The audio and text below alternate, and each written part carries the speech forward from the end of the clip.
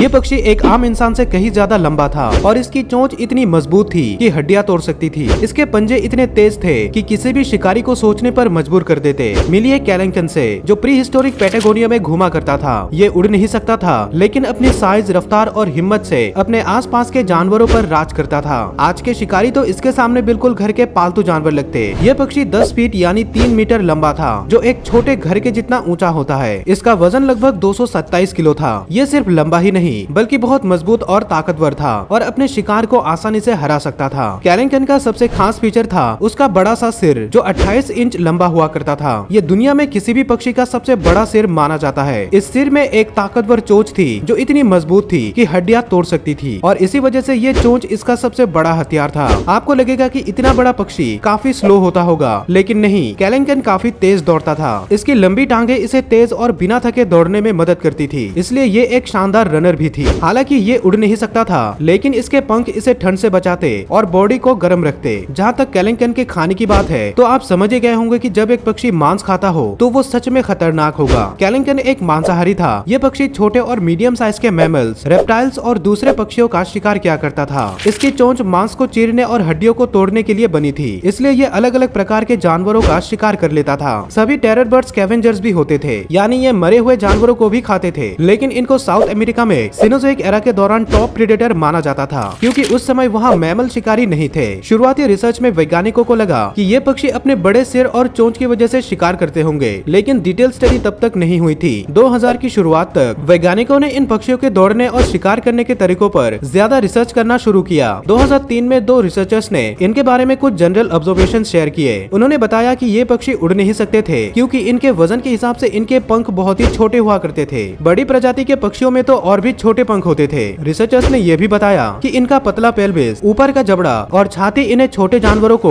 ऊंची घास वाले इलाकों में पकड़ने में मदद करते होंगे। उन्होंने ये भी ऑब्जर्व किया कि इन पक्षियों के आंखों के ऊपर हड्डियों से बना हुआ एक स्ट्रक्चर था, जो आज के बांस की तरह लगते हैं, जो इन्हें सूरज की रोशनी से बचाते होंगे, जिससे इनकी नजर और भी तेज होती थी। इसका मतलब है कि टेरर बर्ड ज्यादातर खुले और धूप भरे इलाकों में अपने शिकार को ढूंढता था, न कि अंधेरे जंगल में। ये चुपके से अपने शिकार का पीछा करते और फिर अपनी ताकतवर चोंच और तेज पंजों से एक जबरदस्त वार करते। ये बर्ड एक टॉप प्रेडेटर था, इसलिए इसका कोई नेचुरल दुश्मन नहीं था। इसका अपने शिकार के इलाकों पर पूरा कंट्रोल था। ये अपने शिकार को पकड़ने के लिए स्पीड और सरप्राइज के कॉम्बिनेशन का यूज करता था। जैसे पहले ही बताया गया, केलंकन काफी चुस्त था, इसलिए ये तेजी से दौड़कर अपने शिकार के करीब पहुंच जाता था। जैसे ही ये स्ट्राइक करने की रेंज में होता, तो अपनी चोंच से एक जोर का वार करता, जो शिकार को तुरंत गिरा देता। इसके पंजे भी शिकार करने में काफी जरूरी रोल प्ले करते थे। ये पंजे आज के शिकारी पक्षियों के जैसे दिखते थे और शिकार को मजबूती से पकड़ने और चीरने के लिए परफेक्ट थे। इसके अलावा केलंकन के और भी खास फीचर थे। इसकी टांगे लंबी और ताकतवर थी, जो स्पीड और स्टेमिना के लिए बनी थी। ये टांगे सिर्फ शिकार का पीछा करने में ही नहीं, बल्कि जब ये खाना ढूंढता था तो दूर तक सफर करने में भी मदद करती थी। इसकी नजर भी बहुत तेज थी, बिल्कुल एक ईगल की तरह। ये तेज नजर शिकार को ढूंढने और तेज दौड़ते समय रास्ते में आने वाली रुकावटों को देखने में काम आती थी। ये बर्ड प्री हिस्टोरिक पैटागोनिया के खुले प्लेन्स और स्क्रब लैंड से आता है, जो आज के मॉडर्न अर्जेंटीना का हिस्सा है। इस हैबिटाट ने केलंकन को रहने और शिकार करने के लिए काफी जगह दी और यहाँ का क्लाइमेट अलग अलग शिकार को सपोर्ट करता था। खुले मैदानों ने केलंकन को अपनी हाइट का फायदा उठाने का भी मौका दिया, जिससे वो दूर से शिकार को देख सकता था और अपने एरिया का मास्टर बन गया। पैटागोनिया का वातावरण हमेशा बदलता रहता था। यहाँ घास के मैदान, जंगल और नदी भी थी, इसलिए यहाँ पर छोटे स्तनधारी से लेकर बड़े शाकाहारी जानवरों तक कई प्रकार के जीव रहा करते थे। केलंकन की खुद को माहौल के साथ ढालने की क्षमता ने इसे इस इलाके का एक डोमिनेंट शिकारी बना दिया। 2006 में वैज्ञानिकों ने पैटागोनिया के लेबुआ लोकेलिटी में केलंकन के सबसे पहले फॉसिल ढूंढे। वहाँ उन्हें एक बहुत ही अच्छे से प्रिजर्व्ड स्कल मिला, जिसने इसके एनाटॉमी और लाइफस्टाइल के बारे में काफी जानकारी दी। इस डिस्कवरी ने प्री हिस्टोरिक साउथ अमेरिका के डाइवर्स और डायनेमिक इकोसिस्टम के ऊपर रोशनी डाली। फॉसिल रिकॉर्ड के हिसाब से केलंकन मायोसिन एपोक के दौरान लगभग 15 मिलियन साल पहले जिंदा था। ये पीरियड कई प्रजाति के लिए बड़े बदलाव और एडेप्टेशन का समय था और केलंकन की टॉप प्रेडेटर के रूप में डोमिनेंस इसकी सक्सेसफुल एडेप्टेशन को दिखाता है। केलंकन के फॉसिल कोलनक्यूरा फॉर्मेशन में भी मिले हैं, जो साउथ ईस्ट पैटागोनिया में है। ये एरिया अपने सफेद पत्थरों के लिए जाना जाता है, जो वोल्केनिक इरप्शन के दौरान फटकर निकलते हैं। अब सिर्फ एक सवाल है, इस पक्षी को धरती से किसने हटा दिया? बहुत से प्री हिस्टोरिक जानवर की तरह केलंकन का भी अंत हुआ। इसकी विलुप्ति के बारे में कोई एक ठोस सबूत नहीं है। कुछ थियरीज कहती है कि क्लाइमेट और हैबिटाट के बदलाव ने इन्हें विलुप्त कर दिया, जबकि दूसरी थियरीज कहती है कि शिकारी जानवरों के साथ हुई कंपटीशन और शिकार की कमी की वजह से ये विलुप्त हो गए। जब मायोसिन एपोक खत्म हुआ और प्लायोसिन आया, तब साउथ अमेरिका के इकोसिस्टम में कई बड़े बदलाव हुए। ये बदलाव केलेंकन के लिए नई चुनौती लेकर आए जो शायद इसकी विलुप्ति का कारण बन गए। अपनी फियरसम रेपुटेशन के बावजूद केलेंकन तेजी से बदलते एनवायरनमेंट के साथ अडेप्ट नहीं कर पाया और इसकी डोमिनेंस खत्म हो गई।